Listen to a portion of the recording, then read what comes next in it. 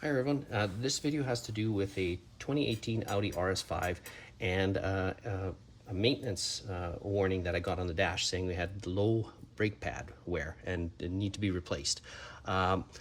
Mysteriously that all of a sudden disappeared driving today, so I wasn't quite sure if I got a bad sensor or the pads really need to be replaced. So I decided I'm going to take off the wheel and check myself. Now you can see the brake pads are right in here, and I was able to measure the remaining thickness, and I got about almost 9 millimeters on this pad.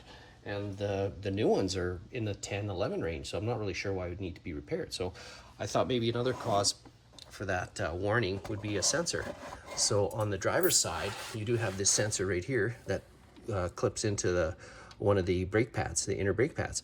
And I thought this wire might be broken or might be some kind of an error, but even this warning sensor wire seems to be fine. So might be just a one-off type thing. I'm gonna put it back together and hopefully that that warning doesn't show up. And if you have the same situation, maybe worthwhile doing this before you buy parts and or take it into a shop or anything like that. So hopefully this helps.